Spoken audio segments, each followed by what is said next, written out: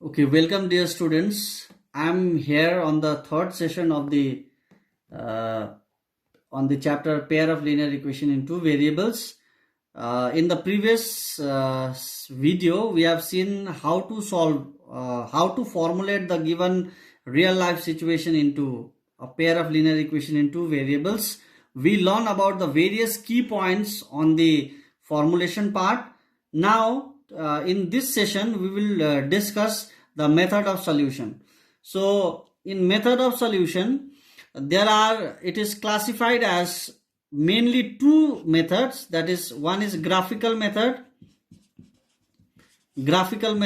where we will plot the graph of the given pair of equation and we'll try to find the solution from the graph. The one is graphical, the other is called the algebraic method. In algebraic method also there are three methods given in your textbook. The first method is called substitution method. It is called substitution method. Number two is elimination method. And number three is cross multiplication method.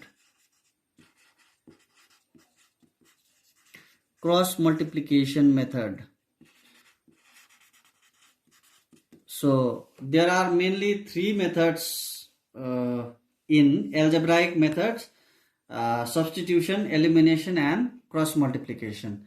So graphical method we'll be discussing later on. So first we'll try to understand the algebraic technique, that is substitution, elimination, and cross multiplication. So now the pair of equation will be pair of linear equation in two variables.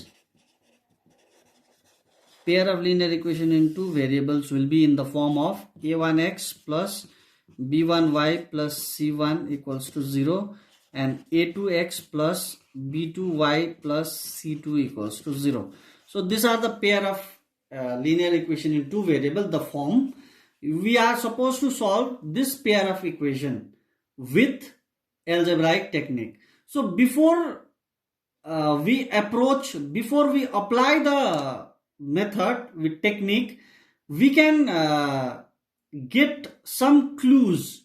Just looking at the equation, we can get some clues. Cluesहरु हामीले पाइहाल्छौं कि त्यो दिएको pair of equation को solution exist गर्छ कि गर्दैन भन्ने कुराहरु हामीले जान्न पाइहाल्छौं moment we got the pair of equation in two variables. So how you will know कि कस्तो खालके सिचुएसन मा चाहिँ कुन चाहिँ सल्युसन एक्जिस्ट गर्छ गर्दैन भन्ने कुराहरु भन्दाखेरि चाहिँ the first case is that case 1 के छ भन्दाखेरि चाहिँ यदि if a1 by a2, what is a1 by a1 b1 c1, it is very understood that the coefficient of x in the first equation, this is my equation 1 and this is my equation number 2. Equation 1 को x को coefficient लाई म a1 भन्छु, y को coefficient लाई b1 भन्छु, constant लाई c1 भन्छु. x को coefficient equation 2 को लाई a2 भन्छु, y लाई b2 भन्छु अनि c2 चाहिँ constant भयो. So यदि a1 र a2 को रेशियो भनेपछि coefficient of x को रेशियो चाहिँ is not equals to b1 by b2 भयो, y को रेशियो सँग बराबरी भएन भनेदेखि चाहिँ यति बेला चाहिँ यो सिस्टम को चाहिँ के हुन्छ भन्दाखेरि चाहिँ युनिक सल्युसन एक्जिस्ट गर्छ. युनिक सल्युसन एक्जिस्ट गर्नु भनेको चाहिँ एउटा सल्युसन मात्रै पाउनु, one सल्युसन एक्जिस्ट गर्छ अनि one solution एक्जिस्ट गर्छ अनि ग्राफिकली हेर्यो भन्दाखेरि चाहिँ के हुन्छ भन्दाखेरि चाहिँ ग्राफ चाहिँ हामीले कस्तो पाउँछौं भन्दाखेरि चाहिँ ग्राफ चाहिँ हामीले पाउँछौं इन्टरसेक्सन ग्राफ.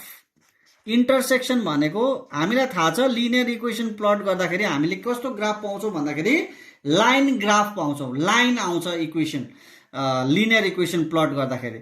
सो लाइन आउँदाखेरि चाहिँ त्यो लाइन चाहिँ कतिवटा, since we are plotting two lines, so two lines in the same graph plot गर्यो भनेदेखि चाहिँ त्यो कस्तो खालको केस आउँछ, यसरी इन्टरसेक्सन हुन्छ, माने क्रस हुन्छ, काहीँ एक ठाउँ एउटा पोइन्टमा त्यो के हुन्छ, क्रस हुन्छ, सो टच हुन्छ, सो इन्टरसेक्सन खालके हामीले ग्राफ पाउँछौँ। अनि त्यो पोइन्ट चाहिँ तिम्रो के हो, त्यही सल्युसन चाहिँ त्यही पोइन्ट हुन्छ, त्यो जहाँ इन्टरसेक्सन भएको हुन्छ that point is the solution.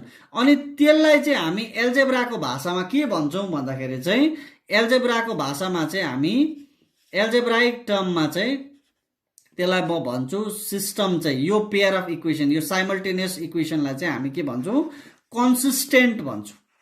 The system is consistent system. So यो फर्स्ट केस हामीले याद गर्नुपर्ने हुन्छ, if a1/a2 is not equals to b1/b2, त्यति बेला चाहिँ युनिक सल्युसन एक्जिस्ट गर्छ। ग्राफ कस्तो आउँछ, इन्टरसेक्सन ग्राफ आउँछ, अनि त्यसलाई एल्जेब्राको भाषामा के भन्छ, कन्सिस्टेन्ट भन्छ। प्रब्लम चाहिँ अनेक पाराले सोध्नु सक्छ, पेयर अफ इक्वेसन दिन्छ, हाउ मेनी सल्युसन एक्जिस्ट भन्छ, what is the algebraic form of this equation भन्छ। त्यो एल्जेब्राइक फर्ममा कन्सिस्टेन्ट सिस्टम हुनु भन्नु पर्यो, युनिक सल्युसन एक्जिस्ट गर्छ भन्नु पर्यो, ग्राफ कस्तो आउँछ भनेर पनि सोध्नु सक्छ 1 मार्क क्वेसन। सो प्रब्लम यहाँबाट एउटै क्वेसनबाट various type of problem can be asked. So this is the first one. And the second one is case 2। Let me discuss the case 2। Case 2 के हुन्छ भन्दाखेरि चाहिँ सेम इक्वेसनको केस 2 हुन्छ। के possible हुन्छ भन्दाखेरि a1/a2 is equals to b1/b2।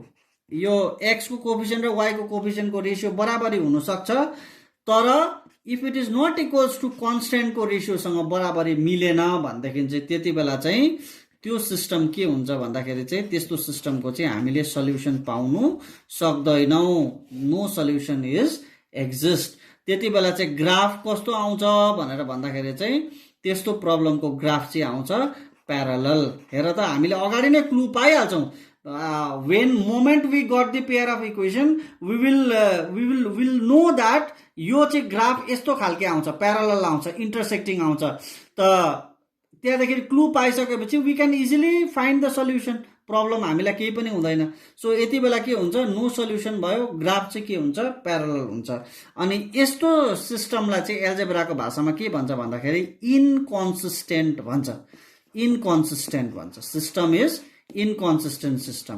So we have to understand these three terms. Mainly condition is a1/a2 is equals to b1/b2 is not equals to c1/c2 भयो भने प्रब्लम को सल्युसन एक्जिस्ट गर्दैन, graph parallel आउँछ, अनि सिस्टमलाई के भन्छ, inconsistent system भन्छ। This is condition 2, case 2। And the case 3 is that, case 3 is अझै एउटा केस पोसिबल हुन्छ, that is a1/a2 is equals to b1/b2 is equals to c1/c2. Okay, case 3 is that a1/a2 is equals to b1/b2 is equals to c1/c2. यो तीनटै ratio x को coefficient, y को coefficient र constant सबै तीनैवटा बराबरै भयो भनेदेखि चाहिँ के हुन्छ भन्दाखेरि त्यति बेला चाहिँ त्यो सिस्टमको चाहिँ मेनी सल्युसन एक्जिस्ट गर्छ। इन्फाइनाइटली मेनी सल्युसन एक्जिस्ट गर्छ। अनि मेनी सल्युसन भएपछि चाहिँ त्यसको ग्राफ कस्तो हुन्छ भन्दाखेरि यो कन्डिसन होल्ड गर्ने बित्तिकै तपाईको ग्राफ कस्तो भइहाल्छ भन्दाखेरि चाहिँ ग्राफ हुन्छ कोइन्सिडेन्ट। कोइन्सिडेन्ट हुनु भनेको चाहिँ दुईटै लाइन चाहिँ एउटै जस्तो देखिन्छ, माने खप्टिन्छ, एका अर्कामाथि पर्छ ग्राफहरू। सो ग्राफ कोइन्सिडेन्ट हुन्छ।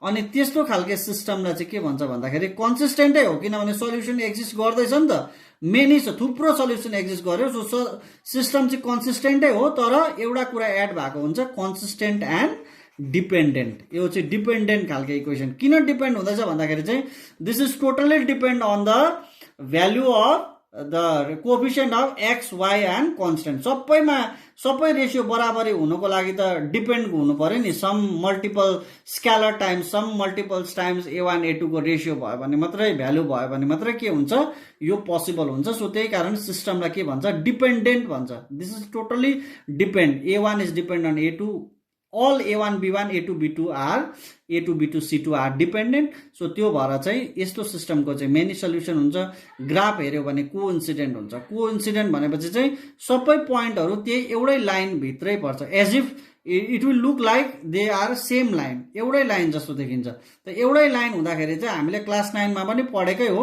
एउटा लाइनको जब तिमीले सल्युसन निकाल्नु खोज्यौ भनेदेखि चाहिँ के पाउँछौ भन्दाखेरि you will get so many solution you can try also suppose if you have a equation x + y = 5 छ भनेदेखि चाहिँ तिमीले यो एउटा सिंगल इक्वेसन मात्रै हो भनेदेखि you will find many solution suppose यसलाई सेटिस्फाई गर्ने के हुन सक्छ भन्दाखेरि x को 0 y को 5 पनि हुन सक्छ x को 1 y को 4 पनि हुन सक्छ x को 2 y को 3 पनि हुन सक्छ यसरी खोज्दै खोज्दै गयो भनेदेखि तिमीले के पाउँछौ infinitely many solution you can get so this are the basic thing about 3 cases possible भनेपछि हामीले प्रब्लम देख्ने बित्तिकै विल अन्डरस्ट्यान्ड कि यस यो पेयर अफ इक्वेसनको यस्तो खालके सल्युसन एक्जिस्ट गर्दो रहेछ सो यति हिन्ट पाइसकेपछि हामीलाई के हुन्छ भन्दाखेरि प्रब्लम सल्भ गर्नु एकदमै इजी हुन्छ अब यो कन्डिसनहरु नानीहरुले याद गर्नुपर्ने हुन्छ सो कन्डिसनको यो कन्डिसन अप्लाई गरेर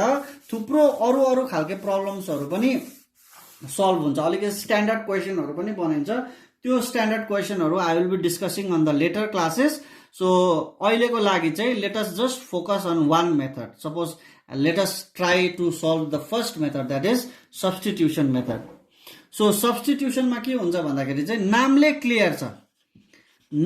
क्लियर छ कि यो मेथड के हो सब्स्टिट्युट भनेपछि सब्स्टिट्युट गरेर एउटालाई अर्कोमा रिप्लेस गरेर पाइने कुरा हो सब्स्टिट्युट त हामी क्लियरली बुझ्नु सक्छौं सब्स्टिट्युसन मेथड अप्लाई गर्छु कसरी गर्छु भन्दाखेरि चाहिँ एउटा भेरिएबललाई अर्को भेरिएबलले रिप्लेस गरेर so let me take one simple equation suppose equation is x + y + 5 = 0 and x - y + 4 = 0 suppose this is the pair of equation given to you so यहाँनेर हामीले हेर्दाखेरि a1 कति छ 1 छ b1 कति छ 1 छ अनि c1 कति छ 5 छ a2 कति छ 1 छ b2 कति छ -1 छ अनि c2 कति छ 4 छ सो यहाँबाट हामीलाई क्लियरली हामीले के पायो भन्दाखेरि a1/a2 चाहिँ is not equals to b1/b2 हुँदैछ किन भन्दाखेरि a1/a2 कति भयो 1/1 इज 1 b1/b2 कति भयो which is not equals to -1/1 भनेपछि -1 र 1 त बराबरी हुँदैन सो त्यो रिजनले गर्दा a1/a2 is not equals to b1/b2 भनेपछि यो पेयर अफ इक्वेसनको कस्तो सल्युसन हुने रहेछ भन्दाखेरि चाहिँ युनिक सल्युसन हुने रहेछ त्यो चाहिँ मैले क्लु पाइहाले भनेपछि एउटा सल्युसन एक्जिस्ट गर्छ सो त्यो एउटा सल्युसन के हो त let us try to solve this by using substitution method so what I will do is so I will mark this as equation number 1 and this as equation number 2 अब म यो दुईटामा कुनै एउटा इक्वेसनलाई लिन्छु so suppose from equation 1 मैले 1 लिए so 1 के छ भन्दाखेरि x + y + 5 = 0 छ so what I will do is I will try to substitute any one of the two variable in terms of the other variable so I will express y in terms of x only so what I will get भन्दाखेरि y लाई left पट्टि राखिदिए अरु सबैलाई अर्को पट्टि लगे भन्देखि it will be -5 उता जाँदाखेरि plus x उता जाँदाखेरि -x भयो so I got y equals to -5 - x from where I got this भन्दाखेरि I got this from equation number 1 अब म के गर्छु भन्दाखेरि यो y को भ्यालु जो चाहिँ इक्वेसन नम्बर 1 बाट पाए त्यो चाहिँ म कहाँ सब्स्टिट्युट गर्छु भन्दाखेरि इक्वेसन 2 मा यदि तपाईले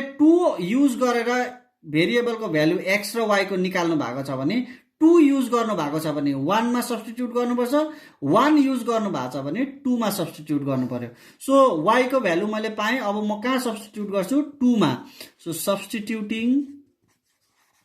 substituting y equals to -5 - x in equation number 2 मा because I have obtained this from 1 so 2 मा लगाए भने के हुन्छ भन्दाखेरि x minus y को जग्गामा के लेख्छ -5 - x see here you have a minus sign so I have put everything in inside the bracket so -5 - x भयो is equals to your equation, okay, plus 4 equals to 0. So this is my equation number 2. So if you open this bracket, what you will get?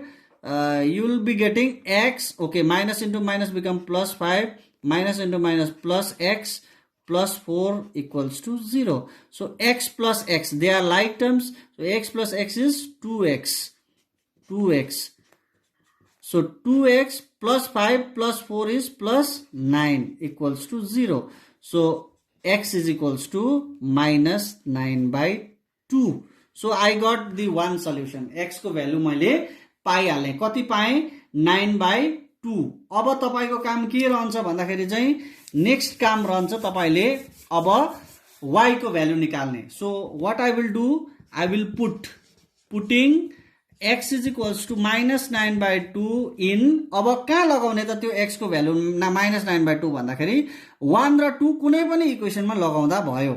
So 1 र 2 मा कुनैमा पनि लगाउँदा भयो. So I am putting in equation number 1. 1 मा लगाइदिए भने के हुन्छ भन्दाखेरि x को जग्गामा कति लेख्ने हो? minus 9 by 2. So it is minus 9 by 2 भयो, plus y plus 5 equals to 0. So now I will be getting y equals to, y लाई एकपट्टि राख, अरु नम्बरहरु सबैलाई अर्कोपट्टि लाँदाखेरि minus 9 by 2 उता जाँदाखेरि plus 9 by 2 भयो, plus 5 उता जाँदाखेरि minus 5 भयो. So अब यसलाई के गर्ने? LCM लिने.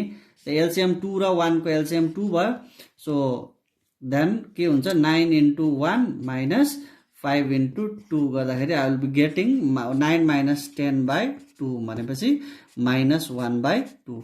So मैले y को भ्यालु पनि पाएँ minus 1 by 2. So I got the required solution as x equals to minus 9 by 2 and y equals to minus 1 by 2. And this two value of x and y will satisfy both the equation. यो दुईटै equation लाई satisfy गर्छ. Satisfy गर्छ means x को जग्गामा minus 1 by 2 र y को जग्गामा minus 9 by 2 राखिदेऊ यहाँ भन्देखि चाहिँ दुईटै equation ले 0 0 value दिन्छ.